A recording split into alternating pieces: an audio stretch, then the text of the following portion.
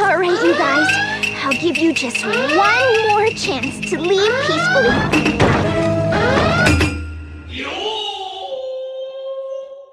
This is Alad V, the most overused character in Warframe lore. The game had just been released and it looked like some little indie shooter, which was created definitely by looking at Dead Space series. At this point of time, when we saw our first in-game events, when we still didn't know who we even played for, there were no Orkins, Sentients, Stalkers and definitely no shameful updates with interface changes and terrible asks to get us to donate for primes. I hate this shop. But Alad V was already there. Devs are always trying to put him in our point of view, but how much do we know about him and how much the game can tell us of his story? Honestly, most of this story can only be found in Warframe archives, because his story was mostly written during in-game events. When I was finally able to read his complete story, I realized that this character is the coolest guy in Warframe, so let's begin. But when exactly do we begin? The only thing we know about Alad's origin is that Honghao once called Alad V an Orkin, but I'm not buying it, because the people that became the Corpus were probably a lower caste within the Orkin Empire. They just couldn't have the same immortality abilities as Ballas has. Not to mention that this theory has no other proofs. No one else is calling him like that. Probably Honghao thought that the Corpus is still a part of the Orkin Empire, and we'll leave it like that. So, Alad. What do we surely know about him? At least that he was one of the directors of the Corpus board. What exactly does it mean? He has few companies running under his name and he's kind of a high priest in the Corpus religion. Blessed be the powers who daily loads us with credits, the god of our prophet. Alad rules several cities in the Jovian system as a governor, meaning that he's got the greatest economic power over any other faction. Because Jupiter is the main source of starship fuel in the system and only the Corpus Empire has technologies and resources to extract it.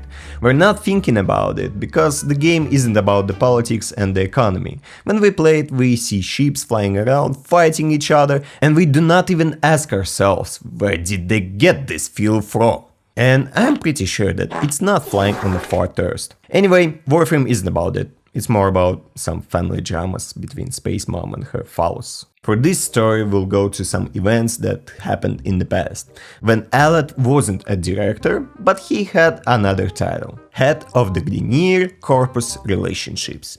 This was a crucial aspect for both Empire economics, because the Grineer needed Corpus technologies to run their cybernetics, and the Corpus always wanted more money. We'll start from a historical moment for the in-game story. Operation Slingstone. Even though this event didn't look so cool and epic, however, in its meaning in the history of the Warframe, it had a truly colossal scale. Imagine 13 Fomorians being destroyed by one coordinated attack within 2 days.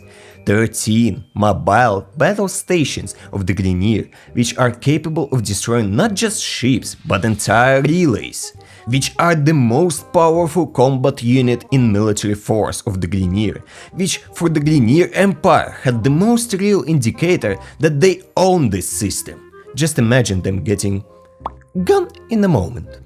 This operation let the whole system know that the Tenno were back and everything would be different from now. After such a rude demonstration of power from Tenno, the Grineer immediately turned to the Corpus for support, and since Alad was the head of all these relations, he promptly made a deal with them, following which he would hide information about the location of the most important Grineer fortress on Phobos. Alad worked very hard for this one. Alad, what exactly did you do to hide this data? Firstly, I encrypted and split up this data into 3 parts. Then I put it into merchant ships, which I placed into 3 small fleets of warships. Great job, Alad. We're proud of you. And then I placed those fleets into the void. You what? The last thing wasn't appreciated by the board, because sending such assets into the environment of the void is a so-so idea in principle. By the way, this is Throtback, father of Darwar. We'll hear more of him later. Unfortunately for Alad, and I have no idea how, but the Tenno found out about this deal between the Grineer and the Corpus, so they started an operation called Arid Fear. Filthy tales with their know-it-all Lotus. You're just mad that I have a bunch of Warframes and you have none. During this operation, the Tenno learned about the location of the Grineer fortress, which instantly sets fire to the ass of the Grineer and the directors, to be honest. Because after that, the Grineer commanders began to attack the Corpus ships in search of retribution. Why me? Why not them? Why you blame me? I don't think it's worth explaining to you how the Grineer don't shine with the mind. But to be honest, I believe that Aladvi did everything possible and even more in order to prevent the inevitable, something that no one else could have done better. He was trying to hide something from the main character of the game. As a result, the relationships between the two empires was greatly strained. Then, a couple of months later, a group of archaeologists hired by Elliot discovered an ancient Tenno tomb with a perfectly preserved Warframe in cryostasis. However, there was one small problem. It was found on Mars. Back then it was still a neutral territory, but the Grineer had a larger number of settlements over there. Mars' current commanders, General Sargas Rook, immediately sent a message to the Corpus directors. I demand this Warframe to be immediately and promptly delivered to the nearest Grineer settlement! Let us just not do that. In case if you don't, I will be very disappointed. And also, I have already sent a gallant fleet to the Gateway sector blocking all of your transport from Mars. Asshole! There was also another factor that aggravated the situation. One of the directors of the board was on Mars at this point of time. Hey guys, what's happening? The tension grew until one day the war started. Grineer began taking over the planet. Both sides turned to the Tenno for help, offering a reward in return. And since Tenno are very greedy for loot, they definitely did not stand aside. As a result of the 6-day war, the Grineer broke the forces of the Corpus and established Mars as their territory. The remaining Corpus settlements on Mars were plundered, and the entire population was enslaved. Sargas Rook was promoted to hero and sent to Mars to put down the Red Veil rebellion. However, how were things going with Alad since the war was lost? Actually, he didn't care sitting on his throne in the clouds of Jupiter, because the Grineer were so happy about their victory over Mars that they really forgot what they were fighting for. Alad already had the capsule, and now he has an untouched, original and most importantly living Warframe in his hands to do whatever he wants with him. From this moment Alad had to be very careful. Let me tell you why. War, who also used to plunder ancient tombs of Tenno, had been sending reports to the Twin Queens, which say that when the Warframes were opened and at least one organ was damaged, all the other organs of the frame would start disintegrating, leaving the scientists with just a metal shell of the exoskeleton. This meant that the Orkin designed the helmet virus in such a way that it would be almost impossible for you to roll Warframe engineering in your favor.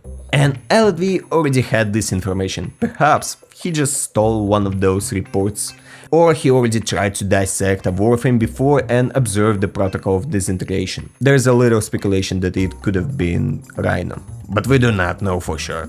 Therefore, this time, when he got the Valkyrie, Alad was extremely accurate. He removed her skin, separating one shell from another, and took the organs off her one by one, constantly maintaining her condition with life support systems.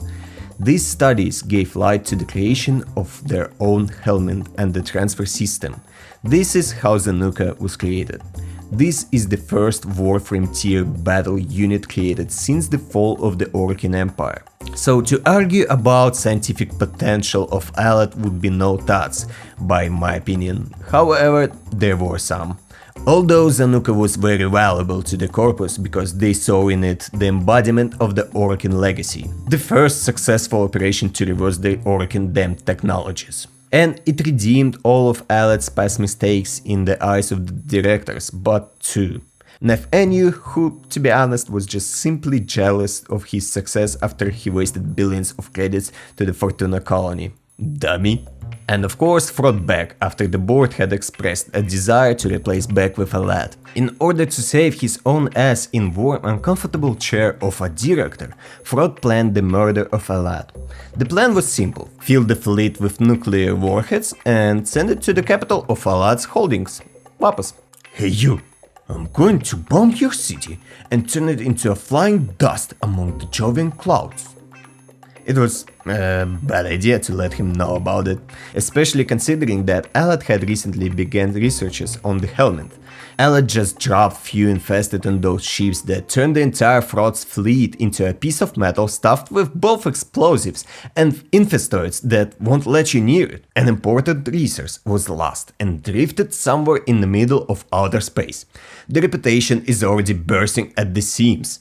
Therefore, secretly from everyone, Frod sends a message to Lotus telling about the existence of Zanuka and promising to give her the location of that if they can clean his ship from the infection. That was a tempting offer, so Lotus agreed.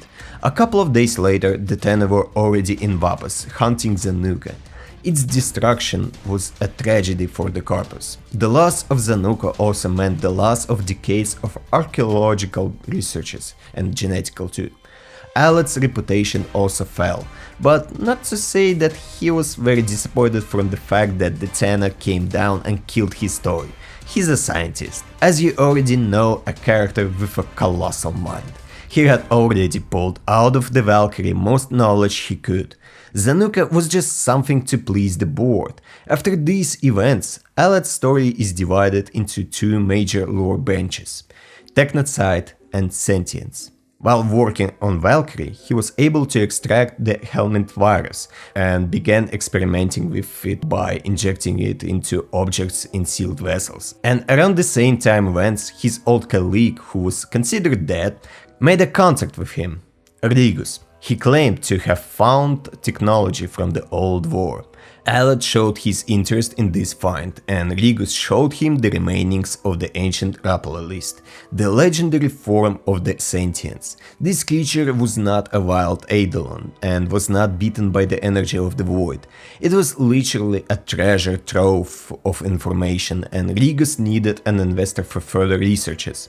Alet agreed. He gave Rigus access to Syscom, Corpus internet, and to contain such a creature, he built a top-secret factory right on the edge of Vapas, as deep in the clouds as he could, and set up a closed airspace in there.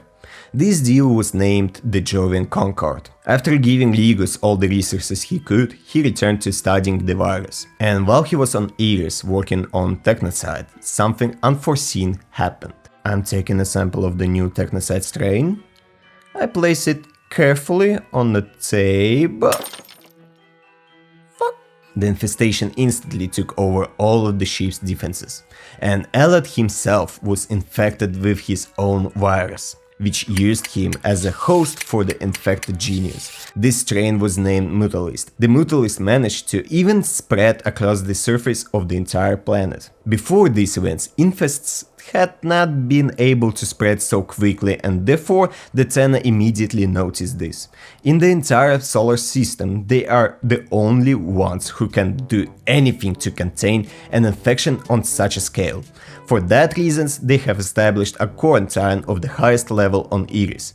However, this measure didn't hold back the Mutalyst for long, and it soon began to spread throughout the system. The infected consciousness of Alad even proclaimed itself a new empire.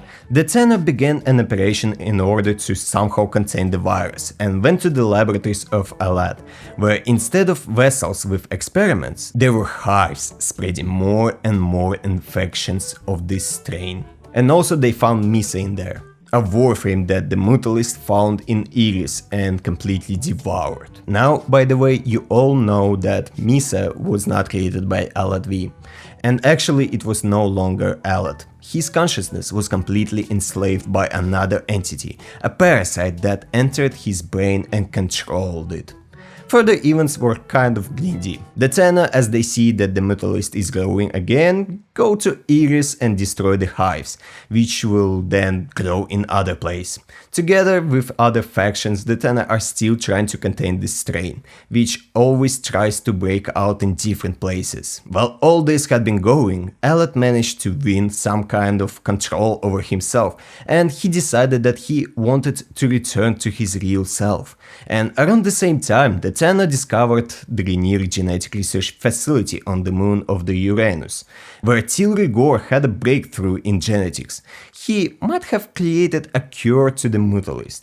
This might was more than enough for Alad, so he contacted Lotus, the only one who could help, and who could at least wish this. He begged for help when he had nothing to offer in return.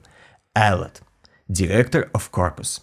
In the literal sense, the bishop of greed and avarice, asking for charity. Ironic. Somehow Nev Anu found out about this and immediately spoke to the Tenno with a proposal to destroy the labs for a large reward. Lotus left the Tenno to decide what they want to do. You serious? Look at them! You literally killed me!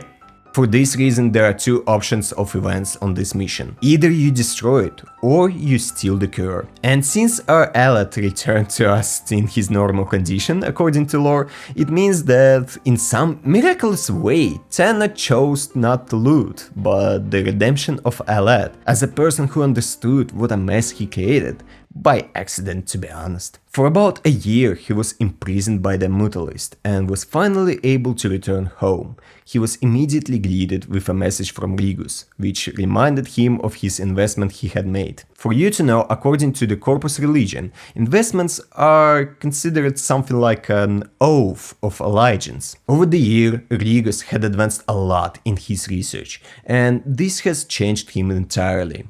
It wasn't the same Rigus who used to be digging in search of Dinah's remainings. He was a man convinced of ideas that went against the laws of the Corpus. He proposed merging the sentients with the people, as Alad swore. He smiled, and just for a second, I don't think his face was human at all. A year ago, without knowing it, he entered into a deal with the sentients, and now false Rigus is using Alad's religion to force him into a contract. Alad would not tolerate it, not after everything he'd been through with the Mutalyst. Gathering the last of his strength, he sent condors loaded with the last available troops to destroy the Mimic and any trace of their deal. When the condors left the hangars, the ancient Ropalolyst woke up. That did not go as planned. Thousands against one. That massive grotesque tore through my forces like a shark through a shoal. We never inflicted so much as a scratch. Now it perches outside my home. The message is clear. I am to make amalgams, and if I cross them, the Ropalolyst makes an ash cloud of this city. If my rivals find out, I'll be executed for treason. What choice do I have but to comply? The Corpus' greatest mind was once again enslaved. At this time, the events of Nata begin, when an ancient tomb of the sentients is discovered in the oceans of the moons of Uranus. Around this time, the Tenno are already launching raids on the amalgam research facilities to stop his research. Despite their success, Alad always seems to be progressing anyway. This is because Ropalolyst is giving Alad pieces of his flesh to experiment with amalgams further, and at the same time, Ropalolyst tries to keep himself a secret from the Tenno and Lotus. Hanhao woke up and understands that Lotus left him in a lurch. And if you want to do something well, do it yourself. So why not to hang out with Stalker? Logic. Due to his closeness to the sentients at the time, Alad was well aware of what was going on. In order to repay Tenno and Lotus for saving him from Mutalyst, he decides to play risky. He contacts them and gives out the location of Hunhao. We all know what happens next. As you remember, LV has been accompanying us by comms during half of the quest. The way all these events are shown in the game is a little bit different from what I'm telling you, and let me explain you why. First of all, the events of the Jovian Concord update were not in development at Digitals when they were making this whole storyline with Hunhao. When finishing the plot on events from the past, some guys were too lazy to see if it fits in with lore. I don't wanna point my finger, but come on guys, you literally acted like the writers of the Terminators, simply ditching all the previous synopses and adding a new story in the hope that everyone would like it and no one would notice it. I noticed. We will be able to see the same thing happening later when we get to the new war. So, in-game we see that Lotus just got tired of Alad and cut him off the comms. However, as we already know, he was under the Ropalolyst, who is mentally connected to Hunhao, who just found about Alad's betrayal. Nothing prevents him from giving the Dino a command to go and kill Alad. It would be more logical to assume that he was forced to get somewhere else before he gets beaten by him. For the next couple of years, LLV drops out of lore. Almost nothing is added to his story, except perhaps the opening of the location of Ropalolyst by Nata. And by the way, some of you may wonder, why did she do this? It was a very clever move. By defeating Ropalolyst, we provided Nata with a tons of Tenno combat data against these form of sentience. The trick is that they are scattered throughout the solar system and are just waiting until the signal of the new war. The information Ropalolyst obtained was supposed to help them defeat the Tenno.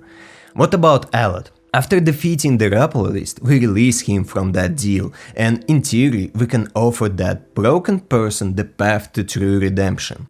Well, maybe it would have been like this if Digitals at the moment did not spit on their own lore. The new war is coming out, and we don't hear a thing about the other Ropalolysts at all. We have Condrix flying around, and that's pretty enough. And we see Alad in full force rushing to the Sentients to submit, because he has an alliance with them, which we broke off a long time ago. Yeah, his behavior can of course be explained by the fact that he might have got really scared when he saw the real invasion of the Sentients. Once upon a time, a small particle of their power was already enough to completely break him. But considering how happy he is with them and his dialogues, I would just say that Digitals stupidly didn't give a f*** about the story of a character that they pieced together over the years. A character who has gone from the top of all peaks to the very bottom, where he is no longer a king, but a free man. That's a cool story, and while making this video I convinced myself that Warframe used to be better with all these operations that took place in the intervals of weeks because of the amount of lore it was telling us. It was cool. Alad is cool, but the game stopped telling us his story. Almost everything I told you today cannot be found in-game, only inside the archives. Right now, people see Alad as a usual boss from Jupiter, but I hope that today I managed to change your mind about him. Bye!